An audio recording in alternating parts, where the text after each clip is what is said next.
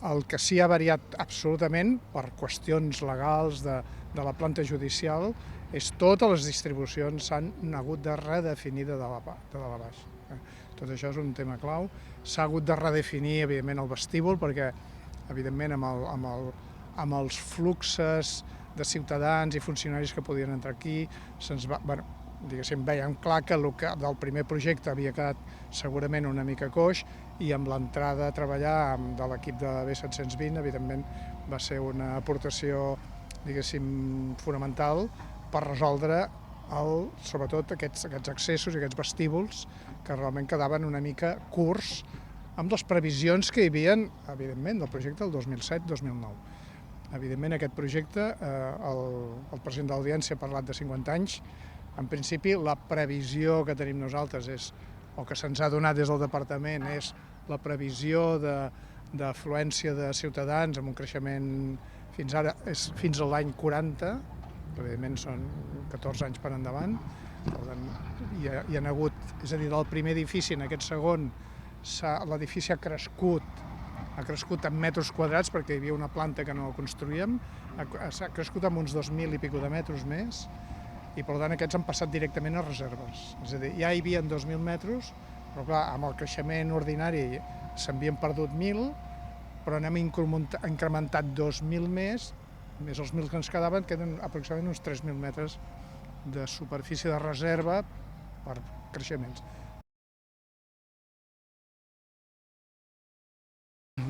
Para mí el resumen del proyecto es, hay un proyecto que no solamente va a funcionar muy bien, o sea que el servicio de la justicia va a ser prestado de una manera eficiente, porque toda la maquinaria está muy bien ajustada, no va a haber cruces innecesarios, las cosas están bien dimensionadas, los espacios están bien organizados, todas las funciones están bien servidas, sino que además la imagen y la experiencia de los ciudadanos que acudan al fórum va a ser de un espacio acogedor y luminoso, claro, sobre todo claro, y que transmita desde fuera como algo que simboliza bien tanto la seriedad de la institución como su funcionamiento correcto, y también, quiero decir, su adecuación al lugar en el que está, a ser el Fórum de Tarragona, de la Justicia de Tarragona.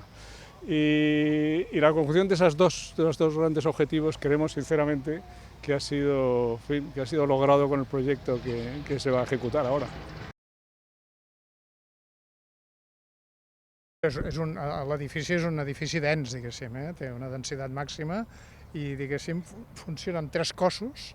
L'A, que és el que donen al carrer d'aquella banda, que no sé ara com es diu, el cos B, que és de doble crugia, i el cos C. Això permet, diguéssim, també és un tema que també en el seu moment, quan es pensava que, clar, algú podria dir, són uns grans patis que fan 50 metres de llarg per 7 d'ample, i algú podria pensar, home, 7 metres d'ample igual és estret, diguéssim, no?